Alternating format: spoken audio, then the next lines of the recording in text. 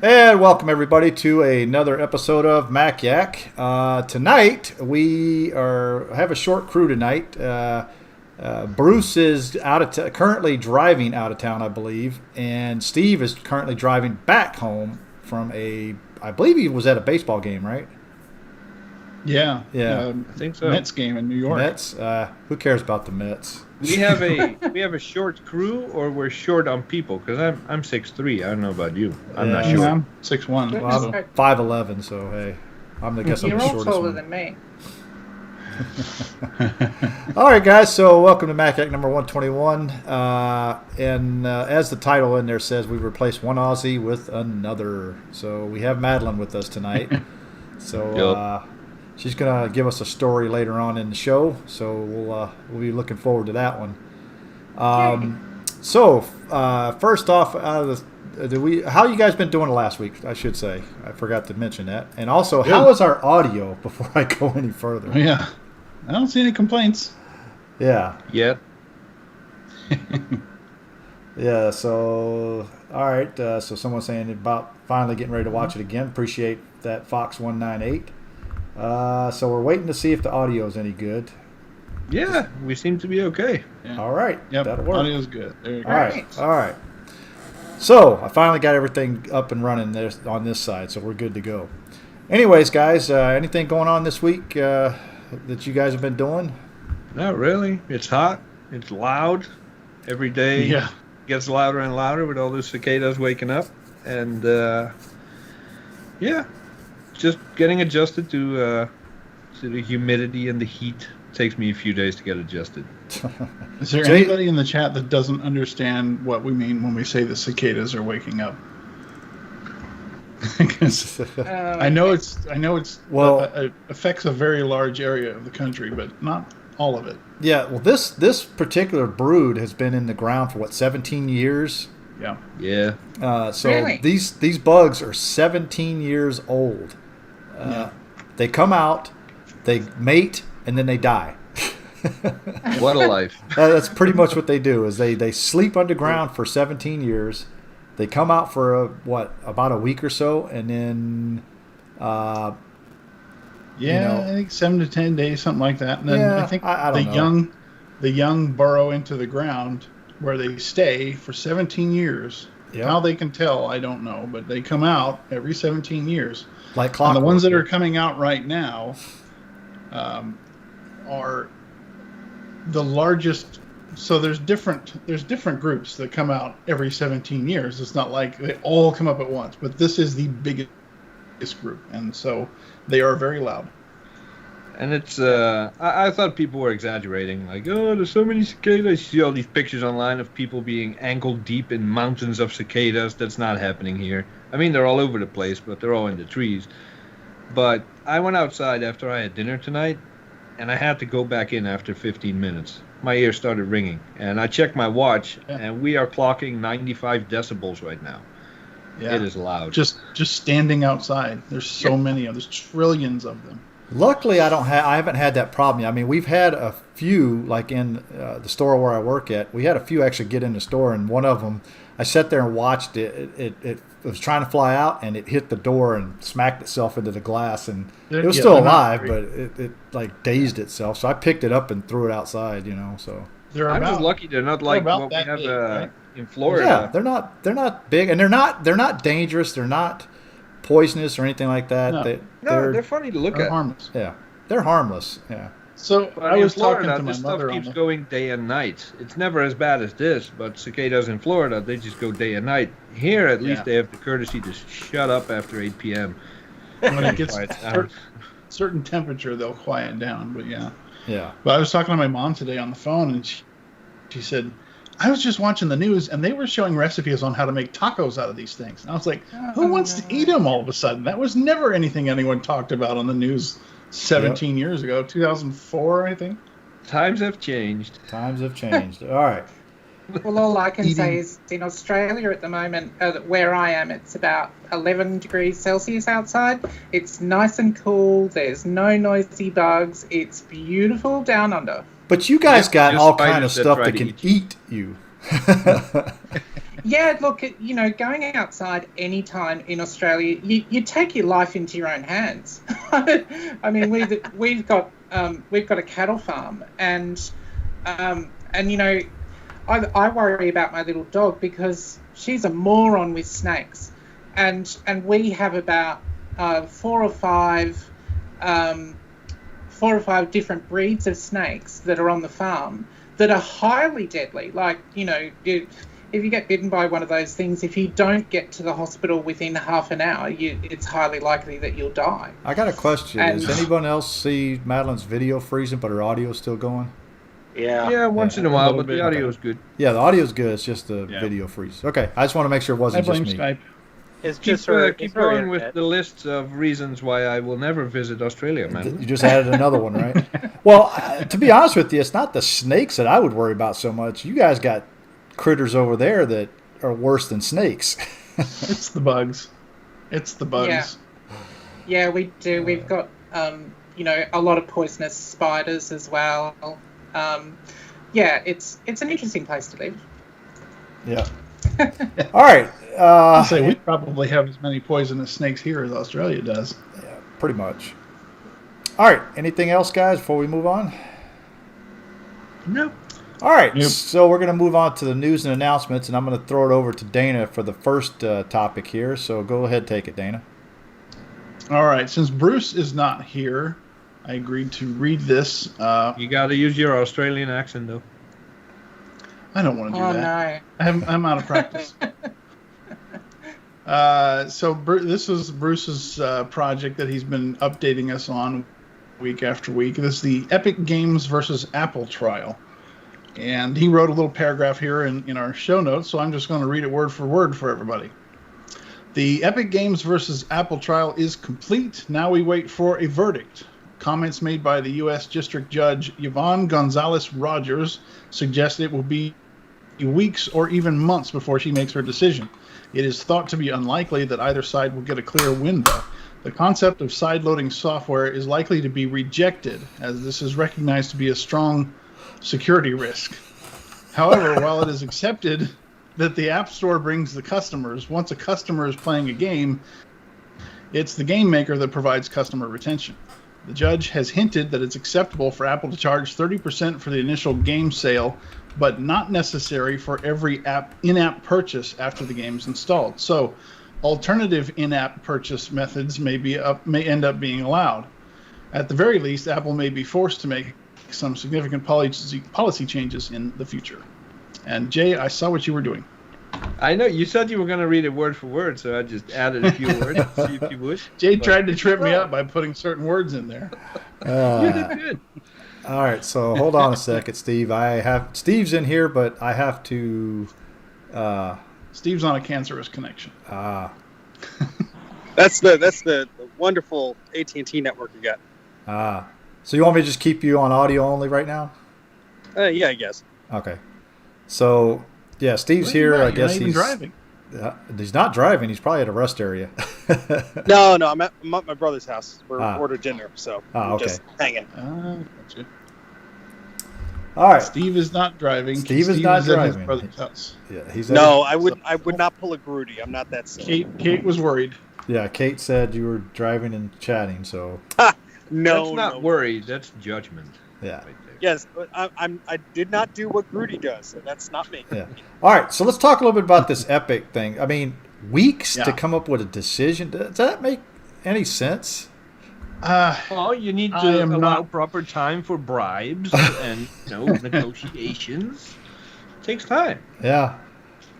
Yeah, I mean that may play into it where Apple will say, well, we'll concede this if they'll concede that or what, and it'll go back and forth between the lawyers for weeks, and so yeah, in that respect, I can see that it will take a long. I want to talk about this side loading issue here because this could actually be very bad for Macs in the future if the judge decides that side loading apps are a security risk. Then Apple can use that to start locking up their Macs to where you can't load anything but anything. Well, I don't think they can apply the ecosystem of iOS to a Mac. Well, you already seen Tim can't Cook do that without causing a ruckus. Yeah, but Yeah, you because already. the thing is, the argument for the phone has to be able to make a phone call in an emergency, and so sideloading an app can technically ruin, that security compromise and all that stuff. So I think it's very different here when you're talking about a mobile device. Well, I think, but see, here's my thought on this whole thing is that let the user decide what he wants to do or not. I mean, if the user wants to just download from the App Store, fine, let him do that. But if the user wants to sideload an app, let him do that too. Let him take the risk, and you put a little disclaimer on there saying, "Hey, if you do this, you're on your own." Yeah, but there's going to be so many people, and unimaginable really not amount how- of people that are going to get tripped up by that because it's not users. Apple users are not what they used to be. Okay, There used to be a time where if you owned a Mac, there was no iPhone, there was no iPad. You owned a Mac because you were an XYZ professional. You did desktop publishing, you did graphic design, you did something, audio production. You knew that Mac inside and out. You knew how to use it as one of the tools for you to make money. Then the PowerPC or the colorful iMacs came along, and every moron out there went to go buy one because it was pretty. Then iPhones, iPods, iPads. People don't know they just want something pretty with an Apple logo to run their Facebook and Instagram. They don't know how to properly use it. So how are you going to open that up to everyone? There's here's another thought coming out of the freaking charge port by the end of the week. But here's another thought, though. Okay, we just said that because it needs to make phone calls. But what about the iPad? The iPad's not there to make phone calls. So what's the excuse there then? I mean, there is plenty. Exactly. So if that's the case, then is Apple going to have to open? I mean, the judge may decide, say, okay, well, you can do this on your iPhone, but on an iPad, since it's not there to make phone calls, you have to allow sideloading apps. I think the judge kind of has them by the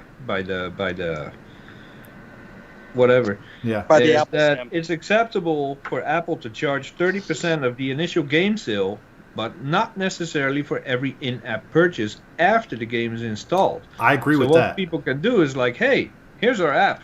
It's free. And Apple gets nothing. And then the in-app purchase, like, okay, $30 for the game or an upgrade pack or whatever. This could cost Apple millions, billions.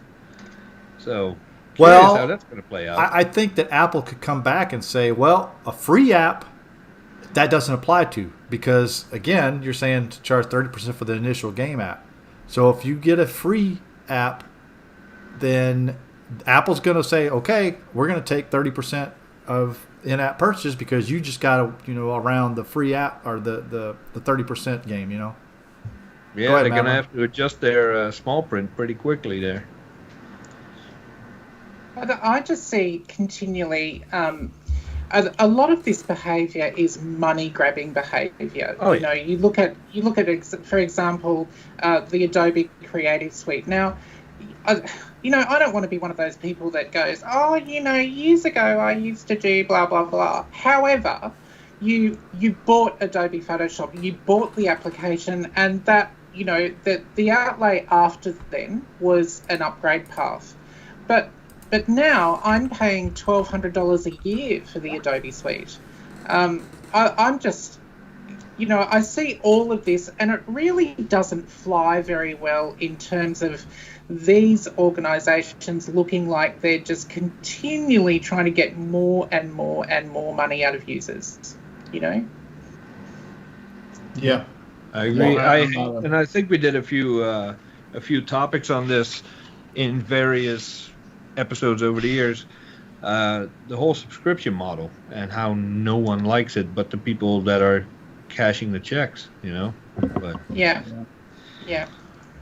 Well, that's the new way of doing things. I mean, it's I don't think it's ever going to go back to where if you purchase a piece of software, then you own it until they come out with a new version, Well, it comes down to the people, how strongly do people feel about it. I was using, and I actually forgot the name of the app.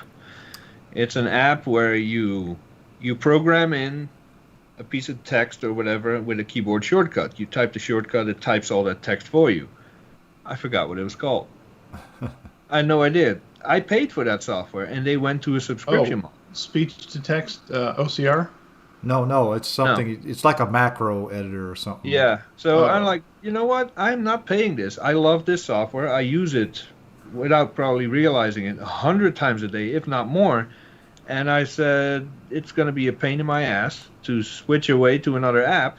But like they say, vote with your wallet. You know, if enough people cancel their subscription or never go to the subscription model to begin with, maybe they will go back to charging a single price. And I actually went out there and I went to the App Store. I found a text, letter A text, $5, single one-time purchase, does the exact same thing. So actually, I have the same app for a lot less money, but I was forced to go find that app because of the not simple text. This is going to bug me all night. I need to know what it is. I know which one you're thinking of, and I can't remember it either, and it's driving me nuts. That doesn't help me, does it? It doesn't help me either. It's driving me crazy. Well, Dan in here saying he paid for 1Password, then they switched to the subscription. Well, I still have one because I paid for 1Password too, and I've never paid a subscription for them yet, but it still works fine for me on my phone. So they have, they still have the one-time purchase, but they've hidden it to a point where you have to call them to get it. Yeah. It used to be on the website buried. It was, oh crap! I just had it. I forgot the name again. But it used to be buried on the website pretty well. Now they just took it off completely. You have to call them. Yeah. All right. Anything else on this before we hit the next news item? No, I'm going to be quiet for a while and look for the name of that app. Right. Text Expander. There we go. That was it. All right. So, our second bit of news tonight, Apple just released a security flaw that allowed, or a security fix that for a flaw that allowed malware to take screenshots on Macs. So, the question of this is that a lot of us, especially me, I'm running Big Sur with OpenCore on my Mac. And right now, Apple has made it impossible to upgrade past 11.2.3, which means that I cannot put that security update on my computer. So what does that mean for folks that are running OpenCore and Big Sur? Because right now, the OpenCore community has been feverishly trying to find a fix, and they have not found one yet. So I think, to be honest with you, I think the end of software on the Mac Pro, at least the 5.1 and 4.1, is pretty much done. Yeah, I don't know what.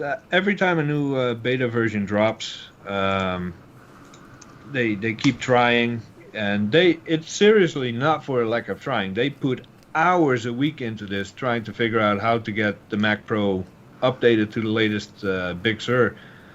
But yeah, it's for the people that do want to stick with Big Sur, you might want to look into an antivirus or anti-malware app. I just put a link in the chat because I write for Intego. They make anti-malware software for the Mac. Yeah. Shameless plug. Shameless plug. No. And, you know, I've been saying it for so many years. There is malware for the Mac, and Apple tries to go after it with their gatekeeper checks and their XProtect code, or what is it called? Yeah, XProtect. But things slip through the cracks, and if you run an antivirus, whether it's Malwarebytes or Intego or any of the 500 that are out there, they can update and protect you a lot faster than Apple can, because they have to implement their security fixes across iOS, iPadOS, macOS, watchOS, tvOS that all share the same code now. So it takes a lot longer for Apple to protect you from it than, you know, something simple as an antivirus scanner. Yeah. So was this look at that. security flaw? Did this only apply to Big Sur, or did it No, go back to the it's- previous version? I think it's for all. I don't think it's just for Big Sur. Only Okay. Big Sur got a patch in the, what is it called? Transparency, Consent, and Control Framework. Mojave did not get any patches for it. Catalina only got one patch for it, which was not directly connected, but still for that same framework. And Big Sur got 2 patches, including one that was actively being exploited by this malware that's out there. So, I mean, does this malware able to be hit, or is Mojave and Catalina also susceptible to it, or? Does not appear to be so. Else, Apple, since Mojave and Catalina are still actively supported with patches, they would have fixed it if it affected them. Okay, that's why I was asking, because that's why I am probably going to make the decision to downgrade to Catalina or Mojave, probably Mojave.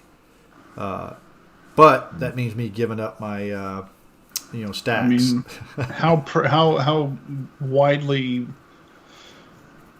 abused is this security flaw? I mean, is it really worth downgrading your entire system? Well, instead of I was running, thinking about Malwarebytes or downgrading something? only because I'm still getting updates versus what I'm not getting right now.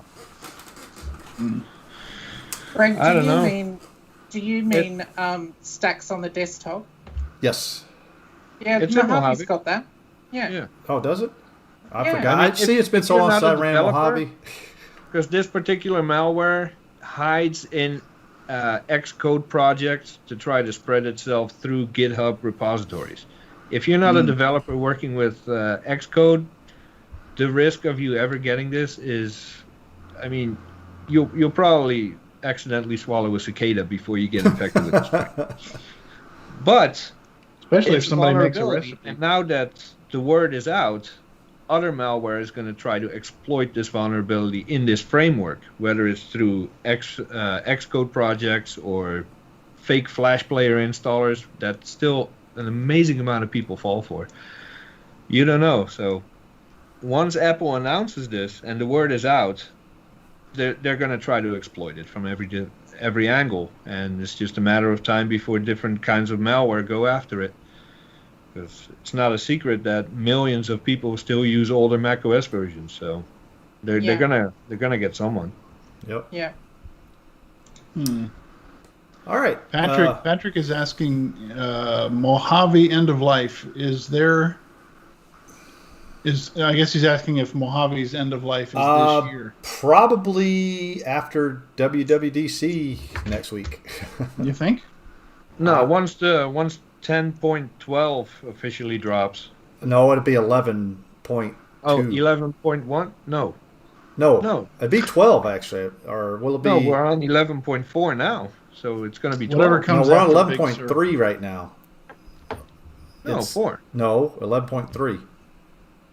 Dude, I'm on 11.2.3.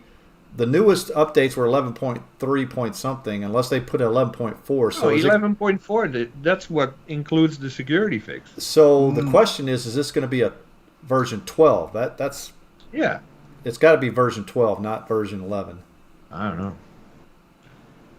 because I think they should skip it and get in line with all the other versions. Like I think they'll iOS stick it. 14.6, just skip all the macOS versions, and macOS 14 point whatever. Just get everything on the same number. yeah, Yeah. I agree. All right, so next topic up tonight. It's getting hotter, especially here in the States, but in Madeleine's part of the world, it's actually getting colder. So I'm jealous. it's going the opposite direction. You know, that the Australians are being in that southern hemisphere thing, you know, it's kind of messes up the seasons there. It's awesome. However, in our part of the world here, it is actually getting hot. I mean, it got up to almost 90 today. And the other day, I think it was up to 98 almost. And the humidity was just horrible.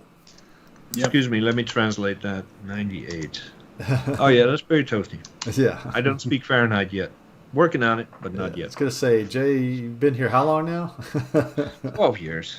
But, Anything above 80 is hot, Jay. Yes, I will agree. 72 is my limit, actually. I know that because as soon as my thermostat goes over 72, I lose it. Yeah. So, anyways, so what are we going to do to keep our computers cool? Air conditioning. That's That's a good it? one. No, really, because in my that's office, got mine. my desk is sitting directly. Oh, Mike is still here. Yeah, it's always been. Still The here. camera's been off. I didn't know. I'm just trying to save you guys from having to listen to my quote-unquote air conditioner in the background. Well, you don't have to turn your camera off. You can just mute. Yeah. We like looking at your happy, shining face, Mike. Plus, all the viewers like your cats. You know, they always mention them by name. I don't have any on my lap right now. That's how Mike's keeping his computers cool. Is his air conditioner is right next to his desk. Actually, actually my air conditioner is probably about 8 feet away across It's the room. pretty close. I mean, you could probably feel the air right on you. It's right next to where that reefer cap exploded. Yes, it is. But yeah, unfortunately, my streaming desk is right below it. But I just cleaned my cat out. Here it is. So I took this out of the computer, so it should run much better. Oh, yeah. Less purring, too. I took a large portion of him out of there. I can't wait to look what's in I mine. have to clean the front of my Mac Pro off about every 2 or 3 days because of all the cat hair that gets collected on the front of it. So Well, Jay, what do you recommend for repasting? Is it should you do that once a year or once every 2 years? How often should you do that? I started a very detailed study on that 3 years ago. I took temperature readings, repasted it, kept track of it every month. And that was 3 years ago. Completely forgot all about it, never did anything about it again. So, my temperatures are creeping up. My fans are blowing a little harder than usual. So what I'm going to do this week is tear it down, blow it out with an air compressor, repaste it, the whole works. But usually, I repaste computers once every year, just because I think it's fun and I don't have anything better to do. But it all depends on your setup. If you see your temperatures going up and up and up, it's time for a repaste and a good dusting. But you can't really help it when the ambient temperature is going up 20 degrees. There's only so much you can do. Yeah. Yeah. Now, I mean, a lot of our viewers, I don't know if a lot of them should know by now to actually get a temperature management tool. Some of the ones we use, I know I use TG Pro, which is a very good one. You have Max Fan Control, which is a free version. That's probably the best one for people who don't want to sit there and fiddle with the settings. Like TG Pro has a lot to it. And if you just want something that's going to say, if my computer gets this hot, make the fans go faster. That's when you want Max Fan Control because it's more user friendly. Yeah. But TG Pro is extremely versatile and a very powerful tool. TG Pro is the Pro version. Max Fan Control is the everyday version. Yes, there you go. Yeah, okay. For a machine like a classic Mac Pro, I personally think TG Pro is the only option. If you have a MacBook Pro or an iMac that only has 1 or 2 fans, Max Fan Control is fine. But you can only tell one fan to do something based on one sensor. And that, to me, is where Max Fan Control falls short. Because with TG Pro, I can say, hey, I want the intake fan to spin up when the CPU gets hot or the North Bridge gets hot. I want the power supply fan to spin up not only when the power supply gets hot, but also when the optical bay gets warm. And, you can tell one fan to do multiple things based on multiple sensors. But that makes sense for our machines that have 2, 3, 4 fans in it. 5. No, it has more than that, Jay. 5? What am I 5 missing? of them. You got the power supply. You got the booster fans. Yeah. You got the booster fans, which is 2 of them, right? Yeah. Then so you have the 4, intake and outtake fans. 5. Then you have the 6. So you got 1, 2, 3, 4, 5, 6. There's a lot of damn fans in that Mac, so TG Pro is probably a good option. But if you run what are those pieces of crap called? A 12-inch MacBook doesn't have a fan, don't bother with any software. It's going to be hot. It's going to melt down. It's going to break. And you wasted all Keep it your in a money. cool room. Yeah. Use it in the freezer. It's kind of like Apple having the best go at Steve Jobs of all time, hey, because he never wanted fancy machines, and it's like, dude, we've got 32 fans in this machine now, up yours. Yeah. Well, I mean, if you think about it, when the G5 came out, especially the air-cooled one, it had to have a ton of fans in that thing just to keep it cool. And then when it did get hot, I mean, it sounded like a jet engine, taking off there. Yeah, no, I would have liked to see eight- Steve Jobs pull off the Xer without fans. That Well, would have been yeah, that I would have loved to see, because that little skinny thing has to be kept cool, and you had eight? Was it eight But little? it's funny because in the time where he didn't want fans, we didn't really need them. The G3 Power PC is the first CPU that kind of got warm.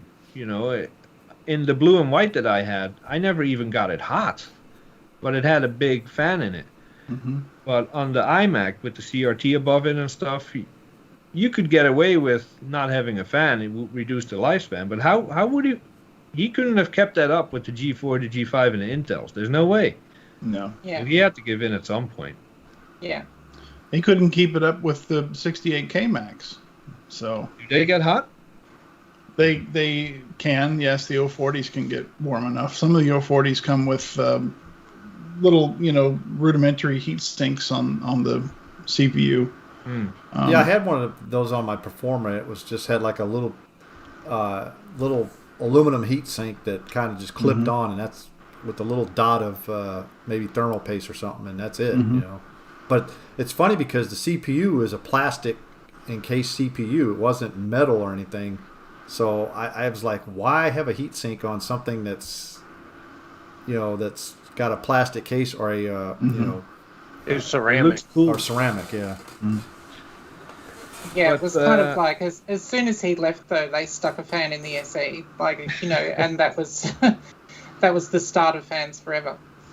Madeleine, you have a Mac Pro with only one fan in it. Do you use any kind of fan control software to keep it cool, or you just let it do what it needs to do? No, I just let it do what it needs to do, and it sits in an unair conditioned room. Some summer temperatures that we get here, 43, 45 degrees, and I haven't had any overheating issues with it at all. But and all I do is I did replace the processor about 12 months ago, so I repasted it, and I just give the machine a blowout with a compressor every now and then, and when I say every now and then, I mean like once a year. Yep. Well, I mean, be honest with you, I use TG Pro in mine, and I haven't repasted these since I got it, which is probably going on almost 2 years now. And these are delidded too, so I would think that delidded. To be honest with you, my opinion is delidded CPUs run a little bit cooler than lidded ones, because you've got that extra layer that it has to go through to get to the heatsink. Yep. Because mine, the heatsink is sitting straight onto the CPU die. And, I mean, I'm looking at my temperatures right now. My CPU A is running at 52 degrees Celsius. My CPU B is running at 48. And so, to me, that's pretty good, considering that I'm running it's about... It's definitely an advantage of the 2009 Mac Pro over the 2010 and 2012 Mac Pro. You have the delidded chips, which helps a little, and the copper underneath the heatsink is twice as big as for a 5-1. And actually, I think I can show you. Well, here's a question, Jay. Can you use these? Well, actually, I don't think you can use the same heat sinks on from a 4-1 to a 5-1, because the... Nope, different screws and screw posts and all that. I was going to say, so yeah, this because... is not cleaned yet. Heatsink for a 4-1. Look at all that copper. Yep. You got massive slab of copper with, what is it? Does this side have pipes coming out too? Yeah. Yeah, you got 6 heat pipes and a big piece of copper. Now, this is the one for the 5-1. You got 6 pipes, but a teeny tiny bit of copper. So not only do you have to deal with the lid for the CPU, you got less copper as well. Yeah. So I think from a thermal perspective, the 4,1 is always going to outperform the 5,1. Yeah. But I have not tested this. So right now, Apple's see, Anonymous mine is goes, delidded equals not a real Mac Pro. I think we need to ban him for that because I am running a 4,1 that has Me been too. converted to a 5,1 here. And Yeah. I'm going to tell you what, this thing has been amazing as far as thermals. I have not had an issue with heat on this thing at all. Yeah, I've actually considered swapping over my 5,1 and making the 4,1 behind me my primary, just because of the delidded chips and saving a few degrees. Yep. So mine is a 4,1, and it's running well with the firmware upgrade. Right now, 58 and 50, because I have to turn the fans down when we do this so that it doesn't constantly pick them up. Otherwise, they stay well below even 40, 45 degrees. Well, since we're I have looking to at run my fans at 50% just to keep it at 50 degrees Celsius. all my fans are at 50% right now. Looking But at you got like from 100, PCI, yeah. the power supply. So according to this, there's 6 fans, TG Pro. So Yep. you got the PCI bay, you got the power supply, you have the exhaust, the intake, and you got Boost A and Boost B.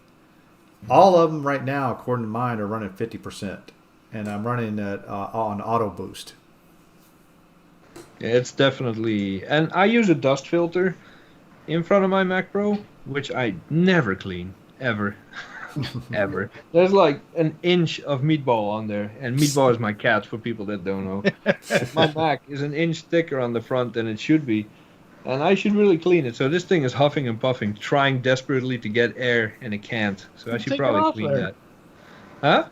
Take it off there. I bet you could have a whole new cat, huh? All right. See, I Jay's keep a little wife, lint Jay's roller. wife makes spaghetti, and he just smears it on the front of his computer. So Hold on. We're going to do a little test. It's been about, I'd say, 2 weeks. So, clean Lint brush. roller. Uh-oh. See? Let's take this out. This is going to be interesting. Yeah. you notice that was a nice shade of off-white, and now it's going to turn orange. Oh, actually, it's not as bad as I thought. I mean, it's pretty bad. It's nasty up there, but is that focusing? Yeah, I that's can not see too some bad. hairs there. Yeah. I see hairs, though. There's a It decent looks like amount more of more fur. lint than cat hair. So, This is the one from the time before that. You I mean- kept it. Well, it was still on there. You just Oh, saw me alright. take it off. plus, scraps are full of plus, Dane, if you keep it on there, it keeps it from getting sticky because it's already Yeah. used all its stickiness on the cat hair. So, But yeah, I used to be religious about maintenance on my Mac Pro. It's the same with new shoes. You clean those things every damn day you wear them, and then you kind of, I'm gonna skip this week. Yeah. And suddenly a year later, you're walking around in shoes like, holy crap, these look terrible. well, that's It's kind of because the same with. that's because Jay has been interested more in fixing lawnmowers lately. So, Dude, seriously, man, I'm digging it. I'm thinking of buying another one that's broken, fixing that up. all right. So, anything else that we use to keep our computers cool besides repasting and fan control software? Yeah, just blow it out. General Keep it dusty. environment. Yep. Obviously don't keep it in a hot closet or something like that. Server room or whatever. Keep it in a room that's got lots of, air circulation. And not in direct sunlight too. I would say keep it out of Yeah. any direct sunlight. I- And keep the side panels on because that actually helps with the airflow. I know some people like to run their computers with the side panels off or something like that, but keep them on there because these things were designed to have a certain airflow, and having those Creates panels. the tunnel, the Yep. wind tunnel. Yep. Yeah. I mean, if you ever looked at the G5, it had that little plastic insert where it would actually, it had that little dent inside that would kind of do a vortex thing. Focus like, the air, yeah. Yeah, it would kind of like make it like, you ever see a jet engine and that's why I probably sound Yeah. like a jet engine because it focuses the air and kind of makes it, Yeah. rush through a little bit more. The air accelerates as it narrows the path to go through. Mm. And also, if you leave that clear acrylic piece out, your fans will just go nuts on a G5. So, Well, that's the way it's designed too, because it's a self-protection thing. Mm-hmm. So, let's see. Anything else before we move on here on keeping stuff cool? Not really. I might take my Mac apart this week, and I might do a video on it, just because I haven't done a video in about a year. Well, here's a quick question, and even to the folks that are watching, has anyone ever water cooled their Mac Pro? why? Mac Pro, no. Yeah, I've seen people actually do that. I saw a video where somebody I'm did sure that. there's been some adventurous Yeah. folks who've attempted to do that. Yeah. There's really no point. But yeah, exactly. I agree with you there. I saw somebody, what they did is they took the CD tray completely out and used that area for the water reservoir and the radiator, and they routed the hoses. I don't know I forget how they had them routed, but they had them routed down, and so they sat on the CPUs, and you didn't have those big CPUs fins on there. Heat sinks, yeah. Yeah. So No, it's a cool idea, and I would kind of like to see how somebody managed that. But other than to just say, "Look what I did! How cool is this?" It's it's a not gimmick. necessary. well, Trina's actually got a good one there. That should have been Eat Quack. The liquid cooled G5. Once you really put a workload on it, that thing is just as noisy as the air cooled G5, because it's all fun and good that the CPUs are water cooled, but something still has to blow air through that radiator, and that's noisy as hell. So you're always going to have to cool that liquid somehow, and that's usually where the noise comes from. But I liquid cooled the G4. It was impractical. It was cool, but I would never do it on a Mac Pro because it has a good thermal design. Yeah. It I agree makes with about you. as much sense as putting RGB lighting in one to me. Oh, where's Sean at? Uh-oh, Sean is not here tonight, I don't think.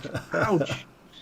Oh, dang, man. We might have to clip this and send it to him. Oh. You know that's what Jay's doing right now. Yeah, let me get on that. But anyways, guys, just make sure you at least once a year go in there, dust it out, clean it out, especially the dust on the heat sinks. The more If dust you nothing got else. collecting on those heat sinks, the less it's going to be able to cool. Yep. Also, take note on your north bridge, because a lot of people have problems with the north bridge heating up. You I don't know got what you're to make talking sure that's clean. I have no idea what you're talking about. They And try to don't- clean it with pliers. Yeah, just don't clean it with pliers. And don't break those. If you break those little plastic tabs, I wasn't think trying there's- to clean it with pliers. I was trying to disassemble it with pliers. the- Don't make me sound like a complete caveman. And the usual tips apply whether it's winter or summer. If you use a laptop in bed and you have it on a blanket, it's gonna get hot because there's no airflow underneath the laptop. If you have an iMac and underneath is crammed full of sticky notes and all kinds of stuff, there is no airflow to be sucked into the iMac. So it's the same tips that would apply in the winter to keep it clean. Now we're gonna help you keep it cool. Except for on the newer iMacs, especially the thin ones, you can't open them up to clean them, unfortunately. That reminds So me. unless You can. you can, but Can. if you really are brave enough to do that, I mean, someone like me, I've done it before. I know Jay has done it. And I know a lot of us have done it. But you got some people out there that, like Jay was saying, bought those iMacs because they didn't know anything about computers, and those things suck up a lot of dirt and dust. I know there's been a lot going on in the world the past year, but I think, we're only 5 months in, sorry, but this year, 2021, I haven't had a single complaint or remark yet about the tape on her iMac. So I think I finally got away with it. She's watching right now. She's probably going to come in and say, I want that she's tape not off. She's not watching. Watching? Crap. No, she's not here. So At least not yet. Something you said just reminded me, and it's not just the computer that needs to stay cool. At least in my case, I have 3 Cinema HD displays here, and I just had to. It just reminded me I had to turn the fan on. I have a fan, so I have a 30-inch in the center and a 23 on either side. So that's why you see me looking back and forth all the time. And I had to put a desk fan behind this side to blow across the back of the 30-inch so that it doesn't get too hot, because it's like a furnace over here in this corner of this room if I don't have that fan on. Well, I used to use a 27-inch 2011 iMac as a display, because you can actually use those as target display mode. And they make really good displays because the picture quality is awesome on those. They get hot, though. But they get hot, yes, because they're still using lots of processing power to do that display. So, Yep. So it's not just the computer that has to stay cool. Sometimes it's the displays.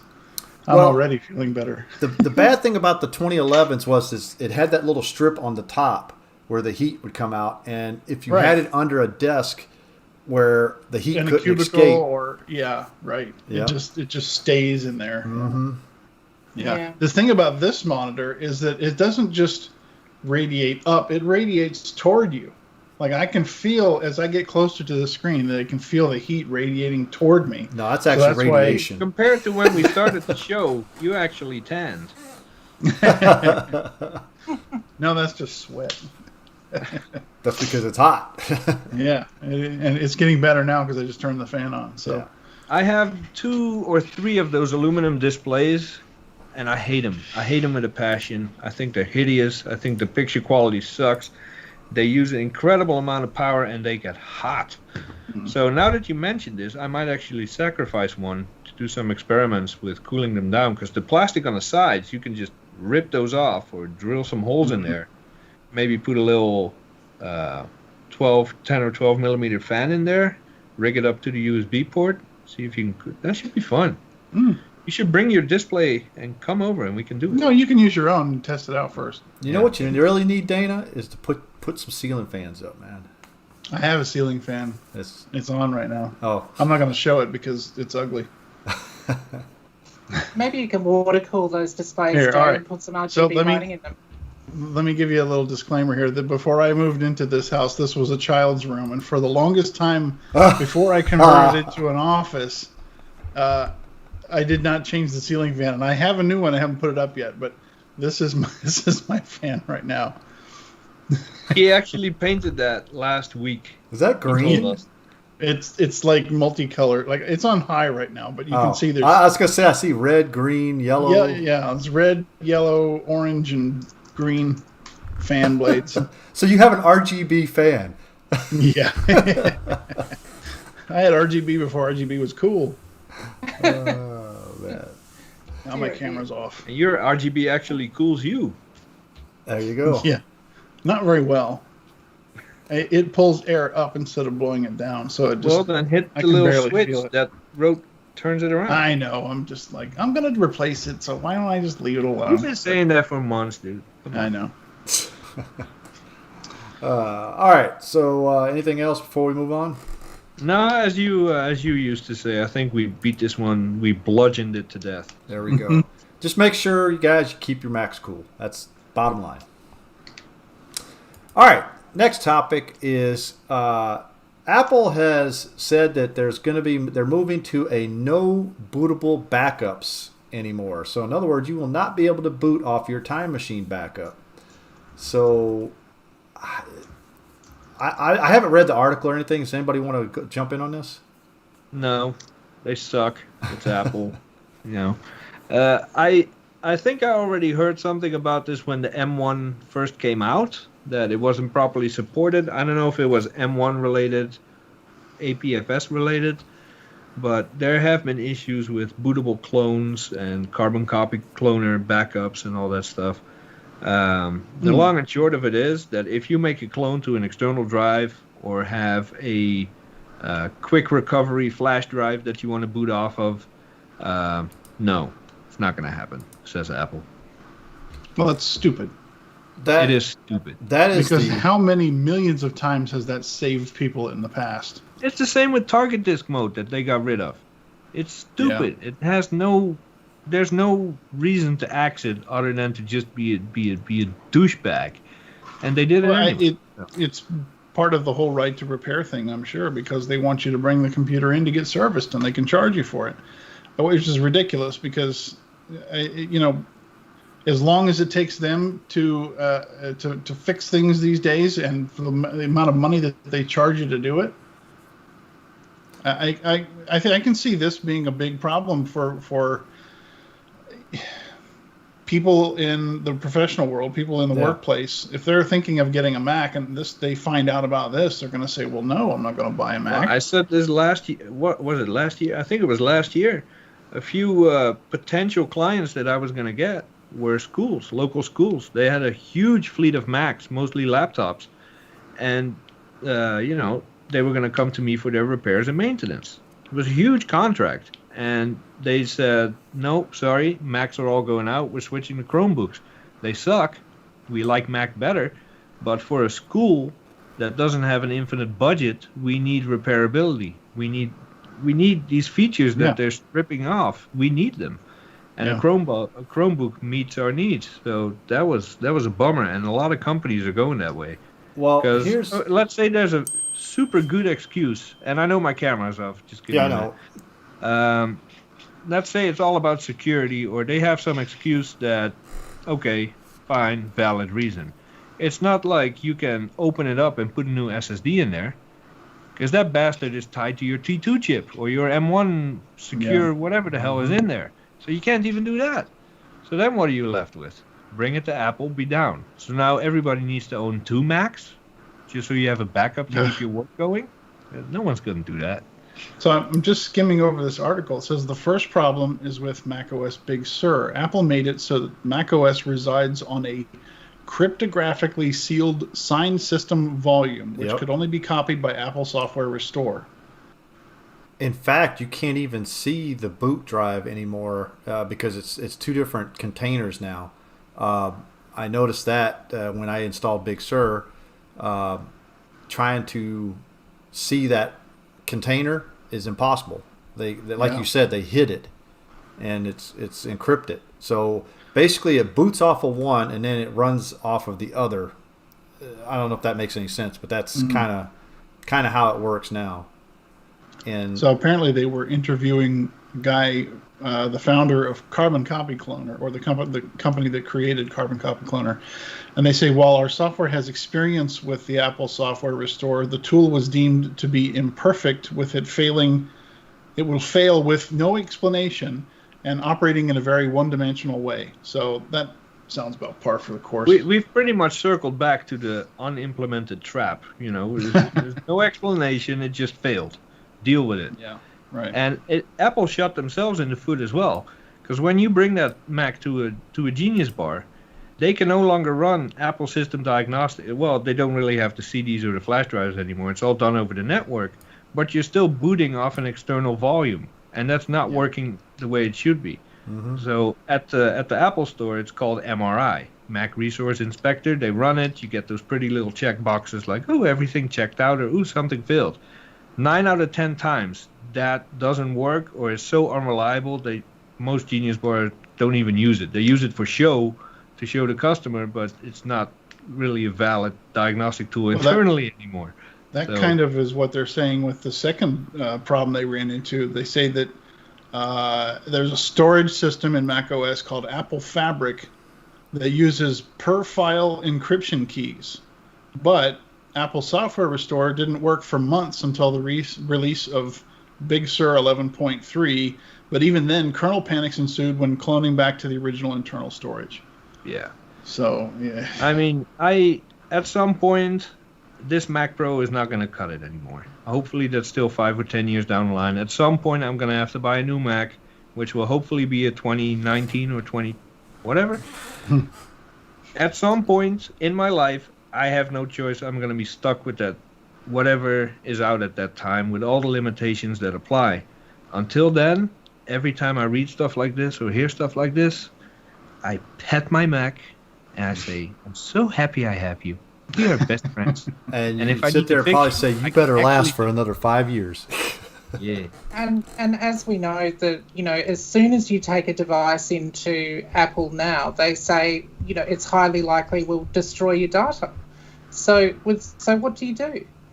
Well, that's the reason Yep. why they want to sell you more iCloud space, So Yeah. uh, Yeah. Well, that ties into with an old topic that we had.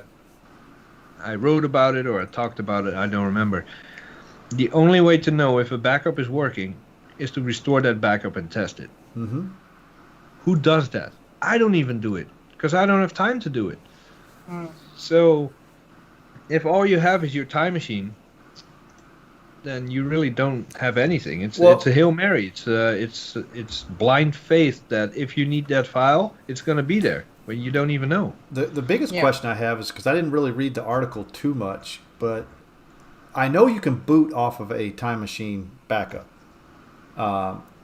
Is that still possible with Big Sur, or is that something that they're getting rid of completely, where you have to actually restore your system and then use Time Machine to restore it back to the I've way it only was? ever tried it once, and that's years ago.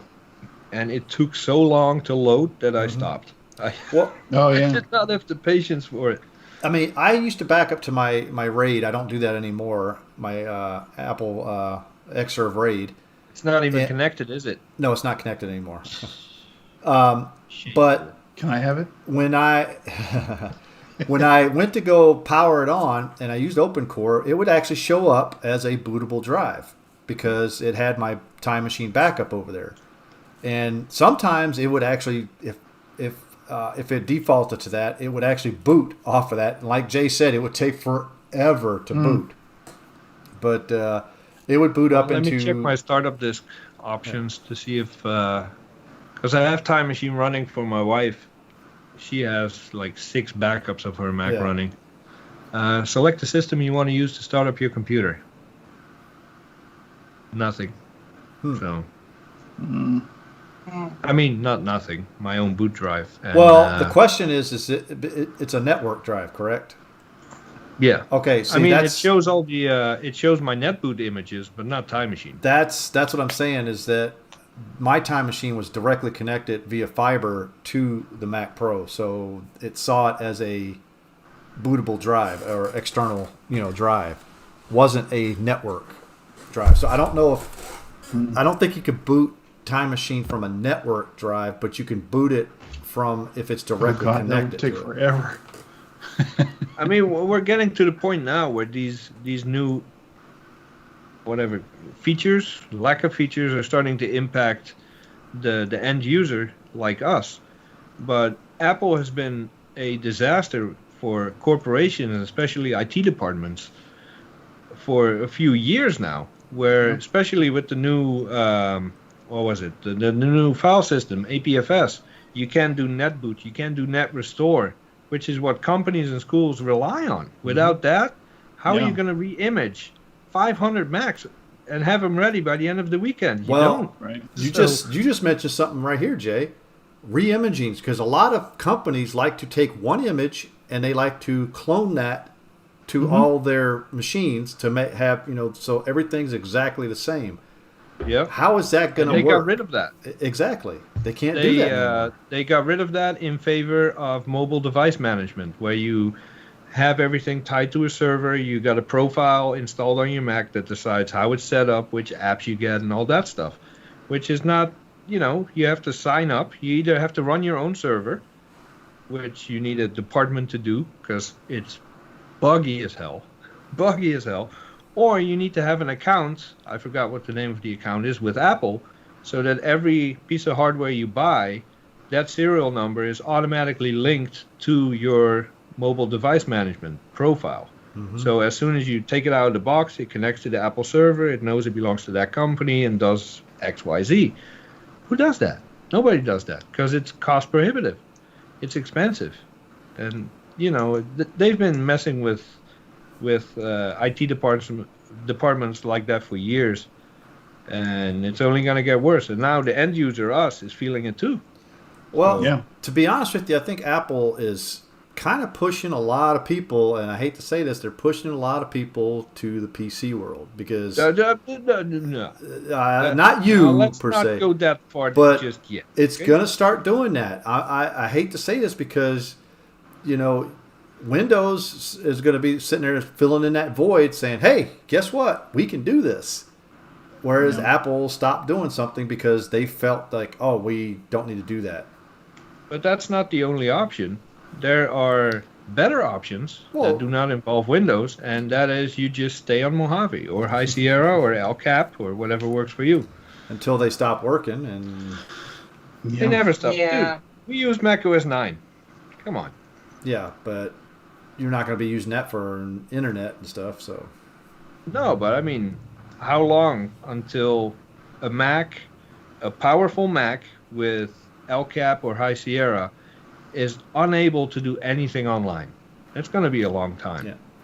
Well, that's the whole point of, like for instance, I'm running Big Sur on this, and I ran Catalina before that, and this Mac Pro had no problems running it. Apple just chose to not support it because they wanted people to buy that new Mac Pro.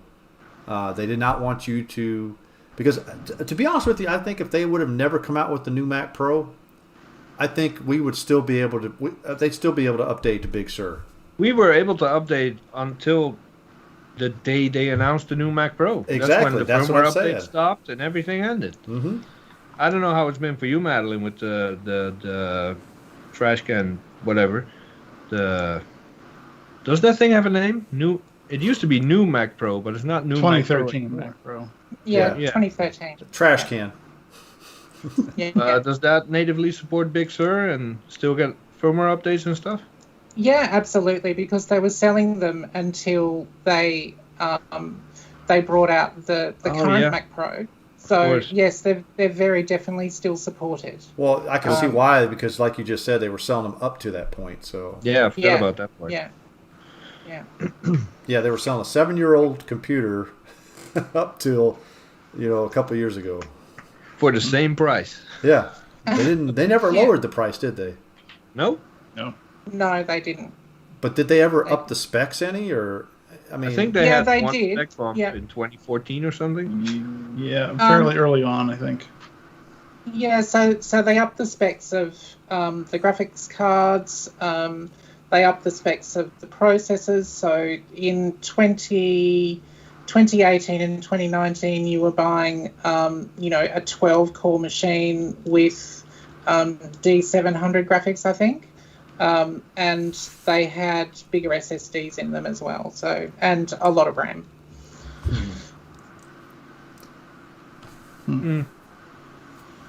Interesting. Well, I can understand why they're still supporting it with up to. I'm willing to bet you it's only going to get maybe one more. The next version is probably be the last version that the trash can will support. I'm putting bets on that one. Yeah. Does it run Big Sur? Now with everything moving to the M1, the longer you support the Intel machines, the longer people might hold out to buy the new M1. So I think support for whatever is currently still supported is going to end very, very soon. Yeah.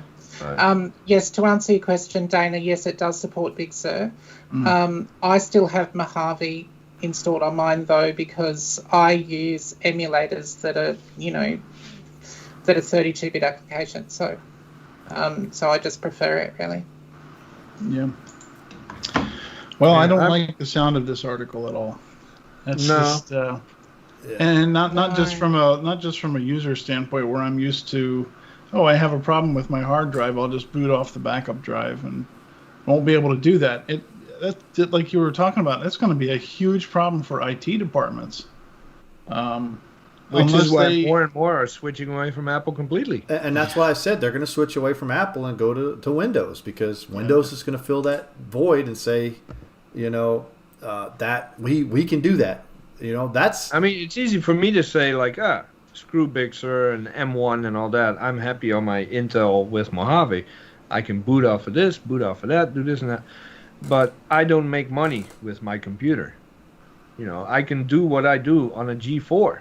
is pull up schematics and board views. That's all I really need a computer for, work-wise. Mm-hmm. But if you run a design studio, or you work from home, you do what Dana does, or What your wife does. it pays off to have the newer hardware at some point, because time is money, and if you can cram out this project in 1 hour opposed to 5 hours that it took before, it makes sense. So the professionals are going to be stuck with these problems a lot sooner than I am.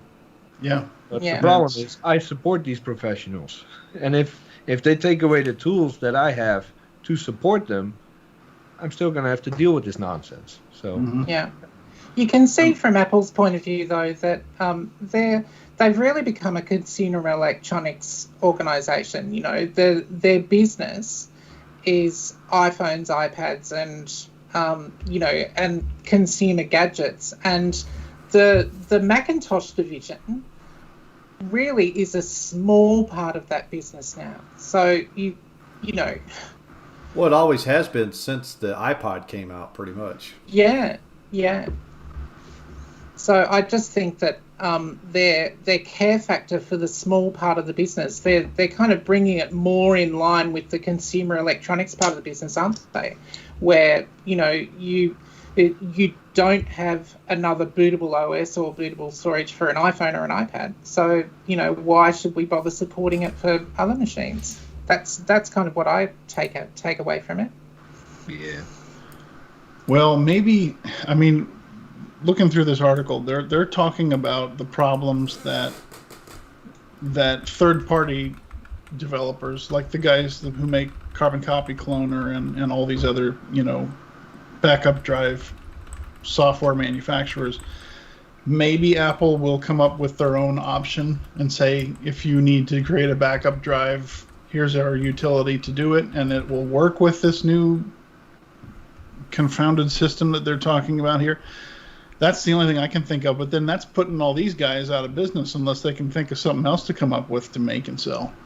So, I don't know. We'll have to wait and see. It doesn't make sense for them to do this and not give people an option. Okay, you remember Apple is very good at doing that. They took away our headphone jack. They took away the floppy drive. Yeah, but then back people before. complained enough and it came back. So What, the headphone jack? On certain The things. new iMac has a headphone jack. Yeah, but that's different. You're not going to see it on an iPhone or iPad anymore. No, but here we're talking about not just an accessory. We're talking about losing access to your data, losing access to your system, and not having an easy way to get into it anymore. So I don't know. We'll see what they come up with, but it's great. You don't have to worry that when you go through airport security, someone's going to plug in a flash drive and try, because your Mac physically can't start up from anything else but the internal SSD, and if that breaks, then you got nothing. So you got a I big get it. paperweight. Super secure, that's great. yeah. But you better have 60 different backups. Yep. All right, guys. So we need to go ahead and move on here. Next up is Madeleine with her story time. So take it away, Madeleine. Goodness. Well, I just mentioned this in passing the other day, that I met Gil Amelio in Australia because I bought his book On the Firing Line, My 500 Days at Apple, and I didn't even think about the fact that I'd met the guy once, and it's turning out to be a really good read. But anyway, I had a public relations and design studio. And I think this had to be late 97, and we bought all of our gear from a company in Australia called Logical Solutions. Great name, boys.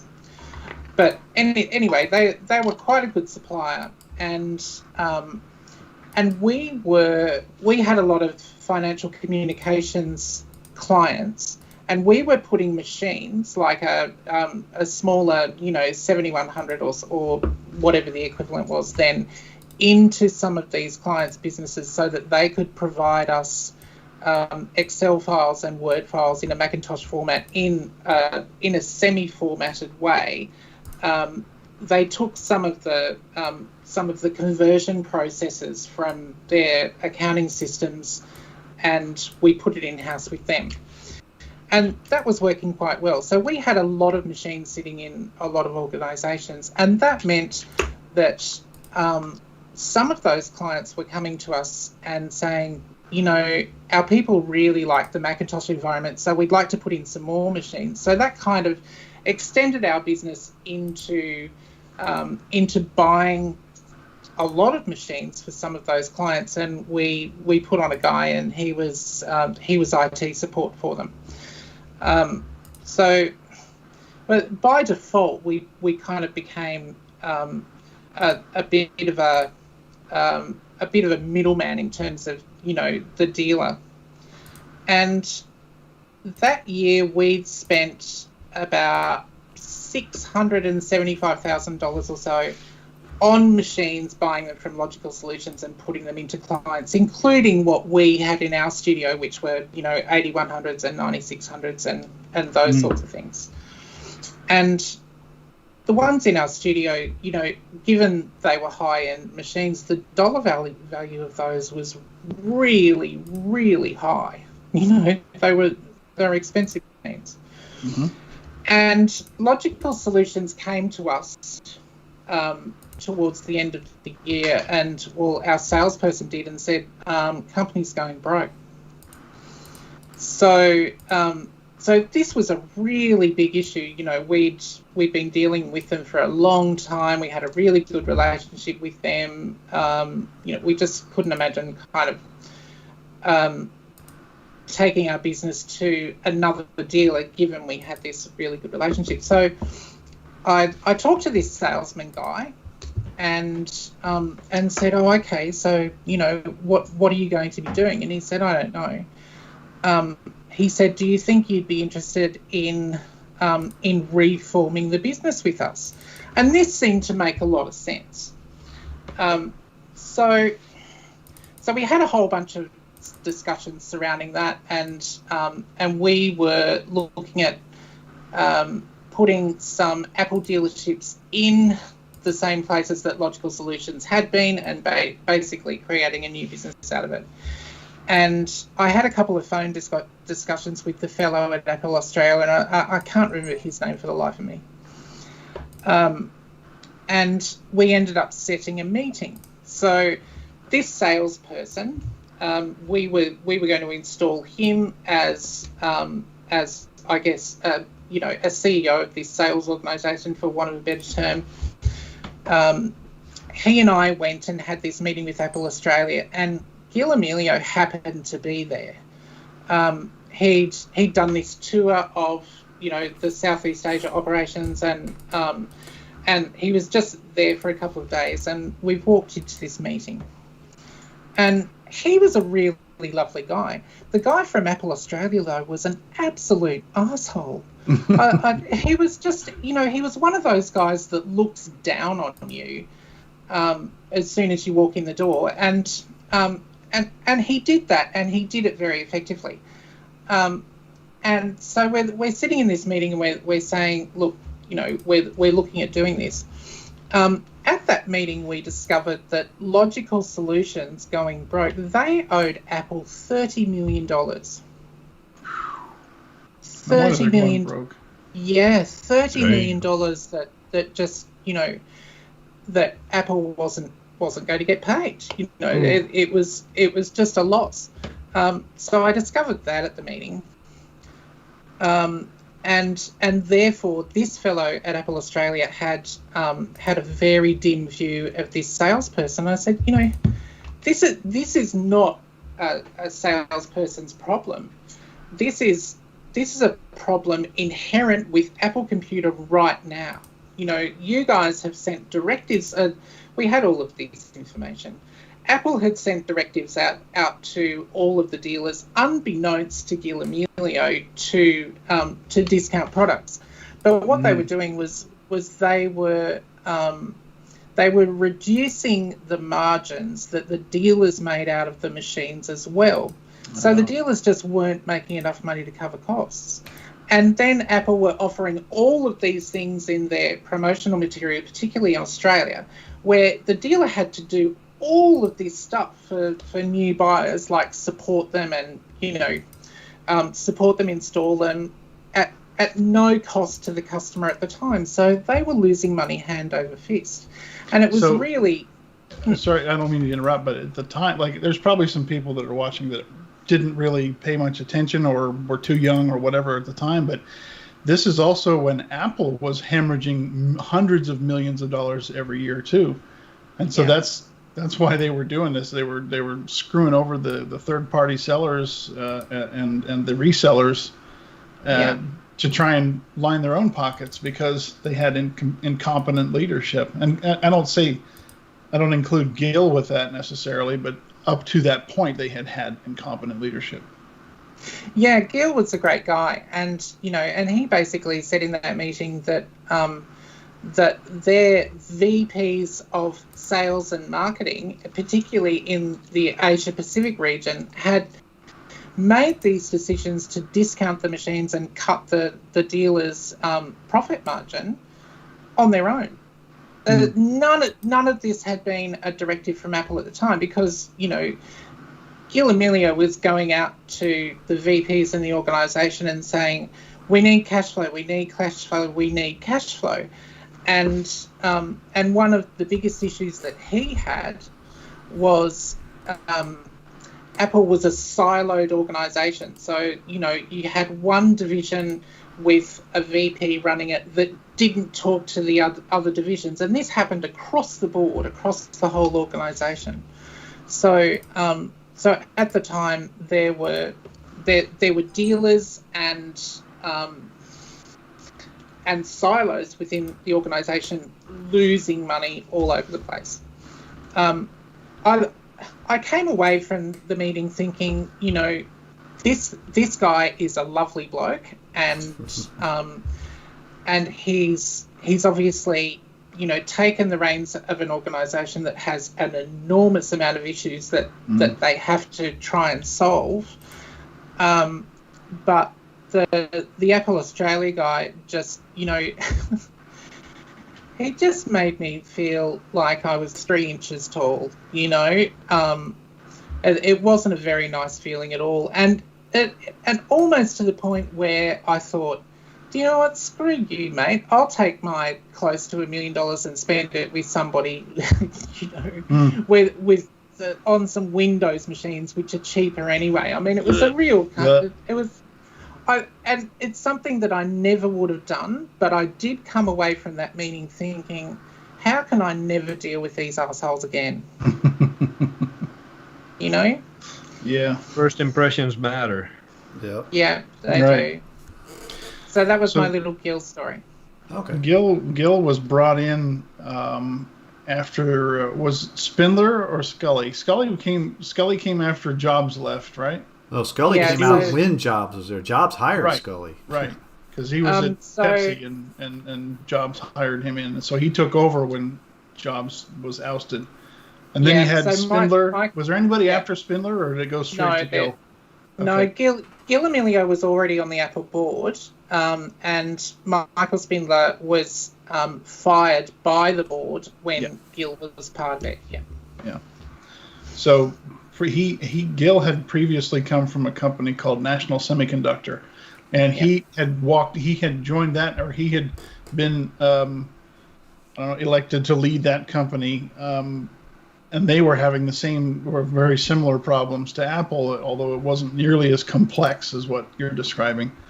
And so he turned them around, and he was very highly spoken of in all the articles that I remember reading at the time, because he turned that company around and brought them back to profitability, and everybody was saying he was the savior of National Semiconductor. So when they brought him into Apple, everybody's like, oh, this is great. He's going to fix everything. Apple's going to be turned around. And I don't think he knew or was even made aware of just how complex that company had become. I mean, you look at their product line at the time. They had 100 different models of computers, and nobody knew, what to buy. you had 5 different Performa models on the market all at once. You had Power Macs of all different numbers and types, and it was not only that, but great, you had all the clones too. So yeah, and it was in huge disarray. And like what you're talking about, the regional managers making that call on their own to reduce the overhead or reduce the profit margins for the resellers. That didn't even come from the top. That came from regional managers. Yeah. So, Gil didn't know about all this stuff going on, obviously. And so, when a few years goes by and Apple keeps losing money and it's not necessarily that he wasn't familiar with the product line. It's just that I think there was too many cooks in the kitchen that were making decisions that he wasn't aware of, and it wasn't something that he could fix like he did at National Semiconductor. Oh, I agree. Yeah. One of the famous quotes of his was some of the Apple sales silos discounted the products so much that they were selling them for less than they cost them to manufacture. Mm-hmm. This is when they had a massive inventory and they were trying to reduce the inventory. And this kind of happened without... He went to these sales silos and said, we really need to get some cash flow going, so we can discount these a bit. And after this had been happening for a while, he got wind of what they were selling them for, and he said, I said to discount the machines. I didn't say to sell them to people wrapped in money. Yeah. Which they were basically doing. All right. Yeah. Wasn't it his idea, or wasn't he a proponent of bringing back Steve Jobs? Yeah, he was as a consultant. Yeah. Yeah. And then ultimately Steve pretty much his way back in, and he hired his own executioner back, right? Yeah. Yeah. And I don't know that it was Steve's intention to make him a scapegoat. I don't know that, but I think a lot of the media being magazine articles and things at the time, because there really wasn't much of an internet presence. A lot of things were written about Emilio that I think cast him in a really bad light, as far as you were supposed to do this and you didn't do it. So yeah, I don't think he deserved that. Yeah. No, but when like you I aware think of all the that history Apple of is- Apple and stuff like this, you're surprised they even made it. Oh, they were really in trouble in the mid '90s. They were. If it hadn't been for big Microsoft, they would have probably folded. Steve doing that deal with Microsoft was one of the things that saved their butts. Well, here's a little tidbit too. A lot of people should know this, is that the only reason why Microsoft did that is because they were actually getting investigated for what do you call it? Antitrust. Antitrust. There we go. Yeah. So, look, Steve's back. in order to make them look like they're not the only big kid on the block, they were trying to prop Apple up to be a quasi competitor. Now Apple, when Steve came back, and introduced. I mean, I think the iPod is what basically kicked off Apple's rise to where it is now, and they bypassed Microsoft like it was, and left them in the dust. As far as I would say the iMac. You think of the iMac and then the iPod to follow. Those were the two out of the park home runs that they really needed. Yeah. But look at you, Steve, with the sports analogies. Yeah, it's like I was somewhere today. I was just at a sporting event. Go sport. But I think Gil gets sort of a bad look. I mean, he was there for under 2 years, and he was handed just a pile of mud to work with. And as Madeleine was saying, with these deals that they were trying to push out these machines and everything like that, like I think anybody in his position would have had a very difficult time trying to turn Apple around. And it's just, I mean, it would be interesting to know like what would have happened if somebody else was there, but I don't think nothing much would have changed. Well, here's a agreed. quick question too. How do we feel about Apple's direction today with Tim Cook? Because I feel it's kind of almost like we're going in full circle, again with Scully. How? Because their products are successful. They're a financially successful company. How would you compare it to the Scully era? But they're starting to splinter off way more products. Like for instance, you have how many SKUs of iMacs you have? How many? Now we have a Mac Pro. You have two iMacs. You have two iMacs. Okay, you're gonna have a third one here soon, probably. So. Yeah, and when the third one comes out, the last one will go away, so it'll be back to two. I don't think the problem is, and I think Cook is not my favorite person. But I mean, they're selling products. Their bank accounts are overflowing, but they do not have Steve Jobs. They do not have what's that British prick's name? Johnny Ive. Johnny Ive. Ives. They do not have Johnny Ive. Without those two, they are just following the industry like sheep. Yeah. They haven't innovated anything since Jobs stepped down. There were a few ideas that were still in the pipeline that they acted on after Jobs died. There hasn't been a single innovation, not a single one, since Steve died. Yep. And Johnny Ive, all he can do is take those ideas and make them pretty. What's his title? He's an engineer of some sort. He has some good ideas. Well, he has his own company now, so. Yeah, but you cannot call the earbuds innovation. You cannot call the HomePod innovation. You cannot call the same iMac that is thinner innovation. So, I think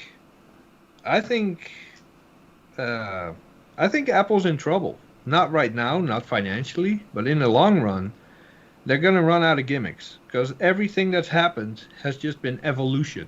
There hasn't been innovation, and so at some point, evolution, everyone else is going to catch up with you, and then you're stuck without innovation. So it's going to be interesting. Go ahead, Madeleine. The iPad was innovation, and look, I understand I know what you're saying, Jay, but I also know that Apple learned their lesson with innovation in the early days. So they innovated with the Lisa. That was massive innovation, right? They innovated with the Apple III. They innovated with the Macintosh, and they hemorrhaged money doing so. And I was reading something only on this point about, I don't know, 3 or 4 months ago, and it was saying exactly these things that Apple doesn't like to be the first to market with products now following those stories. And people call the Apple Lisa a failure. I don't call it a failure at all. It represented billions of dollars in revenue. So did the Apple III. But people call it a product failure for Apple because it didn't sell, umpteen million units like the Apple II did. I kind of understand where they're coming from, but it's interesting that you mentioned Tim Cook. He's obviously doing a good job. He's not the charismatic sort of person that Steve Jobs was, and I know that's going to be a pretty hard act to follow. But every time I see Tim Cook in one of their videos, I just think, oh, you just look to me like you're trying a little bit hard, mate, Yep. Go ahead, Steve. You got your hand up. Yeah, well, Madeline said a lot of what I was going to say. But no, I will piggyback on that and just saying that, yeah, they learned their lesson the hard way. And, I think products like the iPad just show that Apple can do something right. They could, just pioneer the heck out of the user experience and file that down to an exact science of how something should function. Anybody who set up an Android tablet or a Windows PC for the first time, even just a handful of years ago, knows how painful that is. I had a PC right out of the box helping a coworker out. It crashed and had an error code right on it, right out of the box. I mean, Apple's ease of use and their pulling out of the box, getting this up and running is pretty much unmatched in the industry. And I think that is where they are excelling. And even if they are not, let's say, getting a brand new wireless watch VR headset with a drone attached to it or whatever innovation that people are asking for or whatever, I think that they are a very healthy company, obviously. But I don't know if they need to be the ones innovating in that direction anymore. I think they do a very good job of polishing. And I think that's why people like being in the ecosystem that they have, because it's the polish and it's the ease of use and it's the handoff that they're used to and that they've come accustomed to. Yeah, but that's not going to carry them forever. You need to innovate to stay relevant as a company. I'm just saying, Like, for example, I mentioned earlier that I write for Intego. They make antivirus software. They have been for decades. They have discovered some of the biggest malware for the Mac out there over the years. They don't catch them all. Sometimes Trend Micro is first. Sometimes Malwarebytes is first. But as a company that makes antivirus software, you need these big stories. You need to be the one that discovers this new malware, because if you're always the one just hobbling, behind the herd of all these other companies that are discovering this malware, you're nobody. No one's going to take you serious. And Apple can only kind of skate on what they have so far for, I don't know, could be 5 years, could be a decade. I'm not talking short term here, but eventually they're going to have to come out with something new and something innovative again. That's not just simply, oh, look, we ripped off the tile and now you have an AirTag. So I don't know. It's going to bite them in the ass at some point. They better find someone that can innovate, or they're going to be in trouble. Yep. Yeah, but I think they're also relying heavily on spinning off into these services where they have, their TV service, their, fitness service or whatever these. And I think they're just finding different revenues to support themselves. And I'm not disagreeing with you, Jay, that, they don't have that magical innovation that they may have had when Jobs was there. I just think that they were going about it a different way. And they are taking sort of the back seat of saying, well, let's see what other companies are doing and what we're playing around with and what sticks. Because everyone knows that Apple has a room probably of prototypes and products that were so close to launching and they just pulled the plug at the last second because that's what they do. So who knows, what they're working on. All I have to say is I'm very glad they're doing well financially for once. Yeah, my Apple stock is pretty happy. Yeah, I think as far as innovation goes, we see what they did with the Mac. We see what they did with tablet computing, the iPhone. I mean, the iPhone is probably the most transformative product they ever have come up with, may ever come up with ever. Well, hell, they put a big company like BlackBerry pretty much out of business. Yeah, Yeah. And so I look at the way people define innovation, and then I look at this M1 system, and I think, man, you see how small it is. Like the logic board in an M1 iMac versus the logic board in an iMac that's a year or two older. I mean, it goes from this to this, and it's like everything's on board. Your graphics is on board. They don't rely on anybody else. And yeah, I know it's part of their whole we have to control system, but it boggles my mind how something so small and so compact can outperform the competition by such a wide margin. And so I consider that impressive. Innovation. But it is evolution. Right, it is evolution. But, nobody else has done it so far, at least not in a grand scale like this. So, as far as innovating, I think, it doesn't necessarily match up to stuff that they've done in the past. But I think that it's a huge step forward, not only for them, but for the industry. Yeah.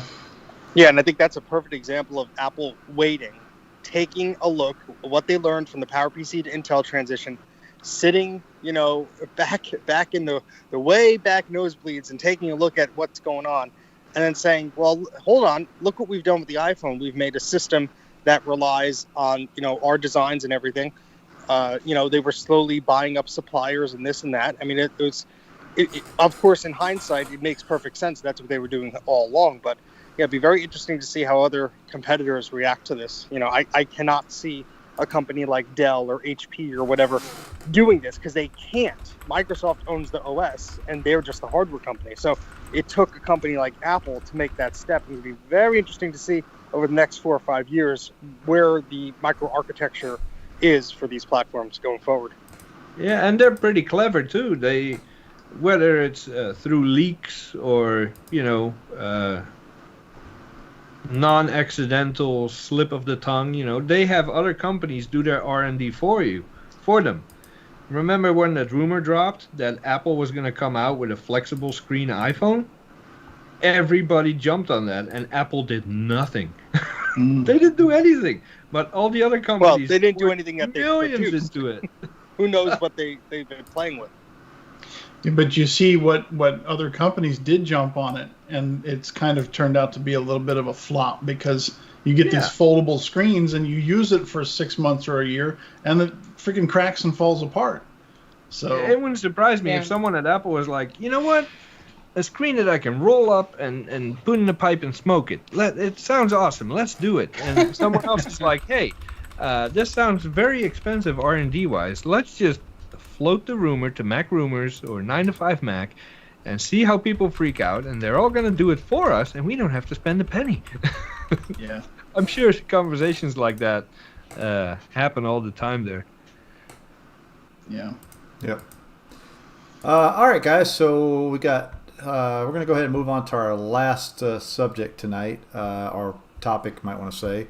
And I definitely want to get this one in. I know Jay was like, ugh, when we were talking about it in chat over here, but dude, I have to watch my Friends reunion episode, so you got time to watch that. It's gonna be there. It's not going anywhere, Jay. Jay just took his man card and went. Yeah, I know. Good. Friends is awesome. Saying Friends is not awesome is like dissing the puck. I will fight you for Who it. needs Friends when you have Mac Yak? That's right. Oh, That's right. You have real Absolutely. friends here. I mean, we have 30 people watching and only 14 people like us anyway. I So know. why are we here? Wow. I only see 13. Smash that like button. Yeah, we don't have Bruce back here to say that. I right. would just like to do a quick shout out to Steve for this button that I'm wearing today. Where is it? Oh, it's over here. The I don't do Windows button. Steve sent that to me with a bunch of other stuff. And if you have a look behind me, there's a white blob that's sitting in front of my next machine. That's actually a certificate of appreciation from Steve. So I really appreciate the prezzies. Thank you very much. So I'm at glad you which appreciate my size? appreciation. You're very welcome. At which size does a button stop being a button and become a plate? I don't know. Ask iOmega. That was their design. Yeah. Hey, in the 80s, all the buttons were that size. So Exactly. All right, guys. Last thing tonight, and I wanted to get to this because this guy really kind of rubbed me the wrong way in this It's group. personal, especially. isn't it? Yeah, it's personal. You're using Mac Yak to air your personal Exactly. vendettas. Go ahead. Anyways, I think everybody's been into vintage Apple buy and sell and seen this particular item up for sale. He actually even had it on eBay. And everybody was telling him $5,000 for a 128K iMac. Now, he says week number 2 unit. However, a lot of people in the chat pointed out that the chips on the logic board did not match his claim because the chips on there were manufactured months after this supposed Mac was made. So There was even one wise ass in the comments that said that the Mac OS version didn't match up. No, the Finder version. The Finder version. And I wonder who that was.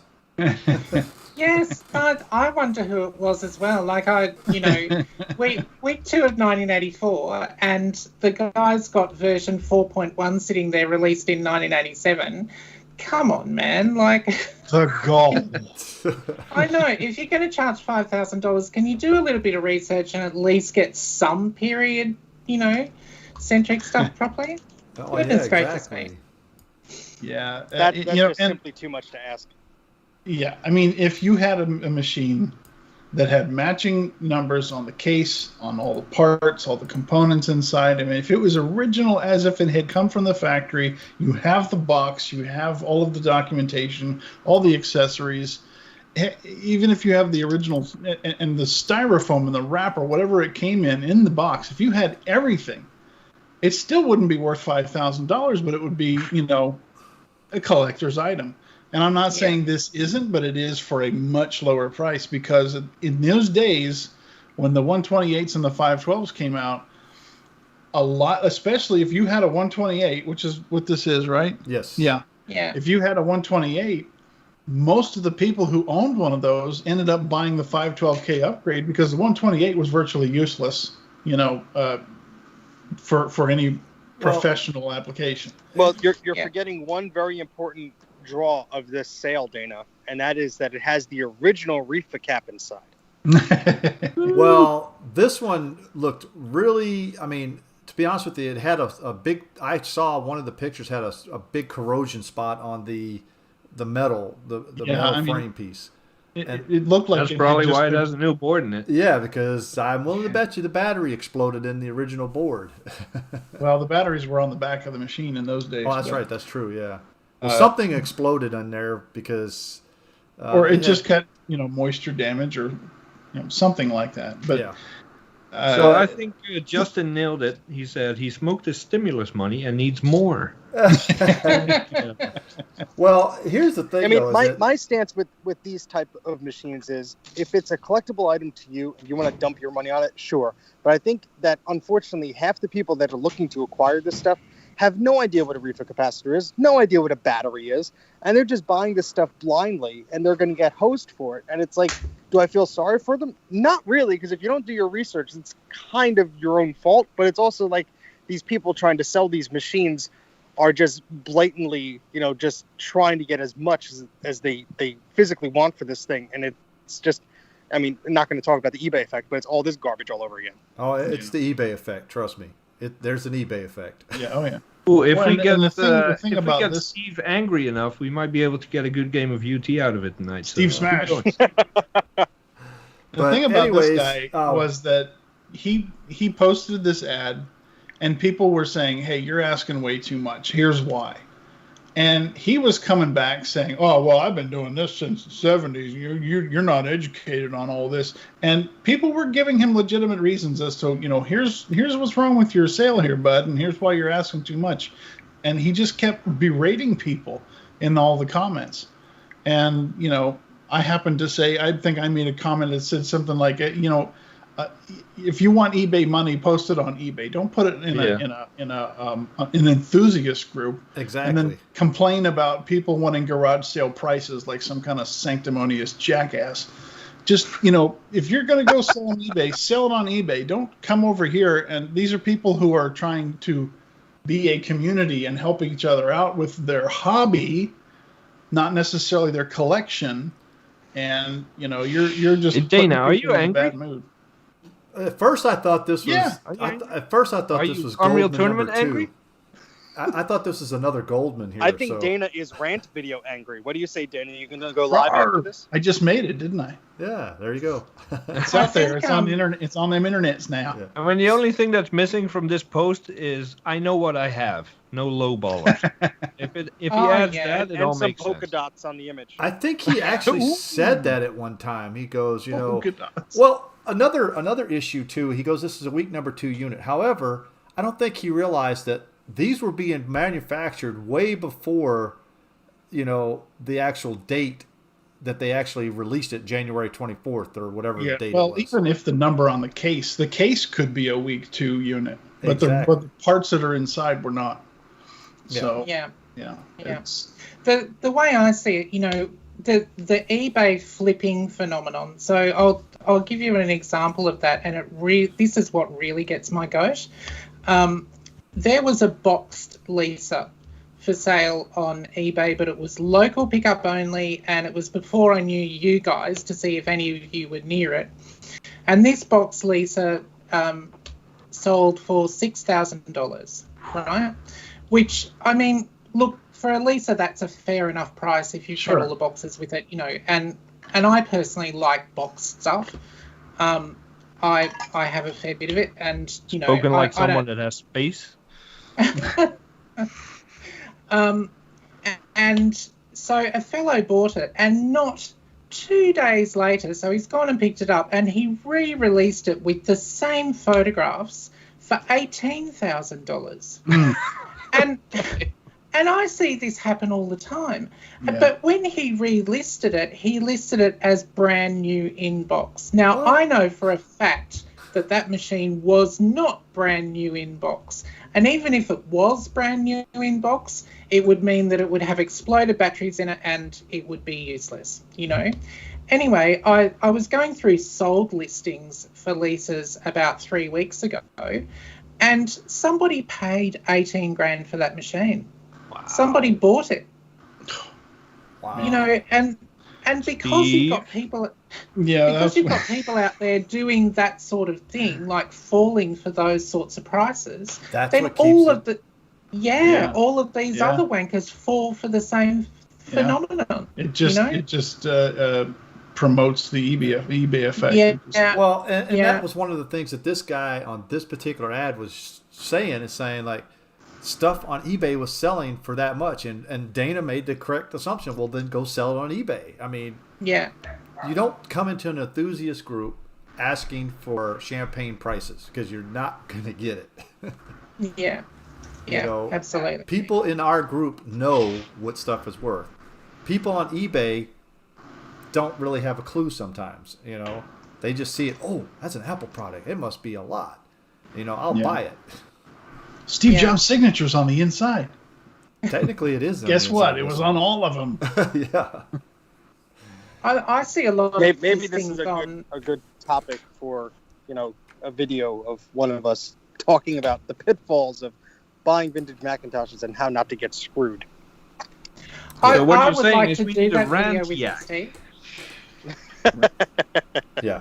So anyway, before we go, one of the persons in the chat said, I agree with them. What were they smoking? They were smoking where his town is, Weed Sport.